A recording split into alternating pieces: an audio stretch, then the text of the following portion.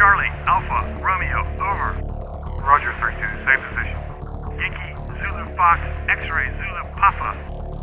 Roger, 3-2, Alpha's on the way. 3-2 copies, radio off. Raven 2-3, you're clear to proceed. Roger, 2-3, inbound. Flying low level is necessary to avoid visual enemy contact.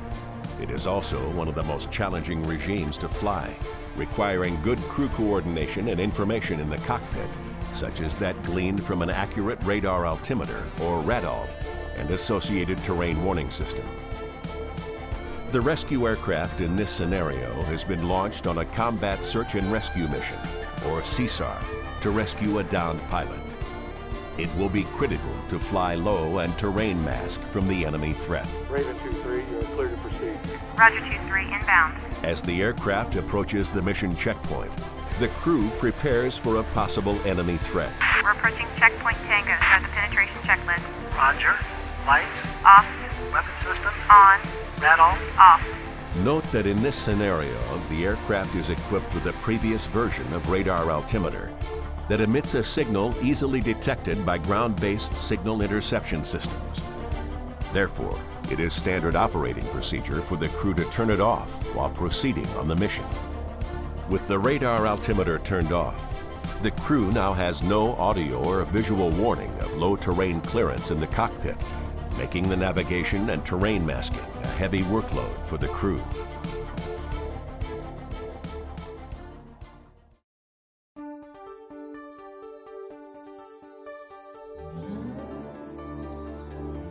The new low probability of intercept altimeter, or LPIA, offers a marked decrease in probability of detection of the carrier signal due to its advanced digital signal processing technology and frequency hopping operation.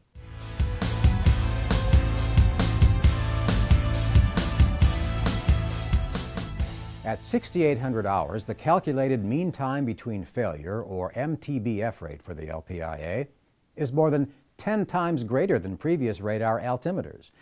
This LPIA assembly was returned from the fleet for investigation. It turned out that the LPIA was not the problem. The problem was the aircraft's coaxial cable connection. Proper O-level care of the connector would have prevented this. The cost for the Naval Aviation Supply System to return, repair, and replace this unit is $13,000 and rising. If the cable connector and the jack on the LPIA are not properly aligned during connection, the possible consequence is damage to or destruction of one or more of the conductive tabs around the periphery of the center conductor.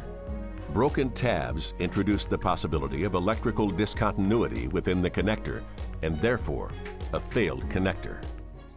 The procedures for AutoCal are outlined in the technical manual for each specific type, model, series aircraft. In this case, the C2A technical manual is shown.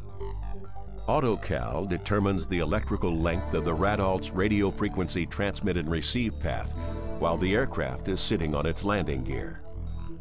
This distance is subtracted from subsequent altitude measurements to determine the accurate height of the aircraft above the terrain. The AutoCal procedure also measures the location and magnitude of radar returns from aircraft structures so that the LPIA can avoid locking onto these returns when in flight. At the end of the AutoCal process, the LPIA executes a simple enhanced bit which verifies that the aircraft RF cables and antennas are not severely degraded.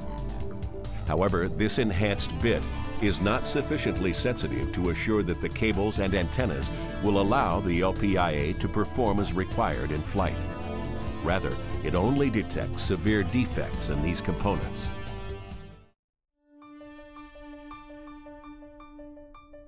For antenna cable troubleshooting, VSWR, and cable insertion loss, measurements across the LPIA frequency range from 4.2 to 4.4 gigahertz should result in a relatively flat trace.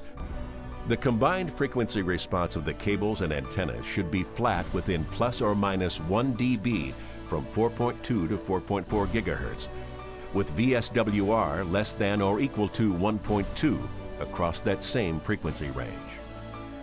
The RF coaxial cable losses for receive and transmit cables should total no more than 6 dB. The LPIA as designed is a remarkably reliable unit. Only a minor change in our maintenance approach to prevent and detect damaged cables and connectors will bring about a major decrease in the LPIA's false return rates. Accordingly, this additional effort will decrease squadron AV-DLR costs. With the LPIA installed and functioning, there is no need to turn the radar altimeter off in the threat area. Low altitude warning is still provided. We're approaching checkpoint Tango. Start the penetration checklist. Roger. Lights? Off. Weapon systems? On. Red off? On. Altitude warning set for 50 feet. Target in sight.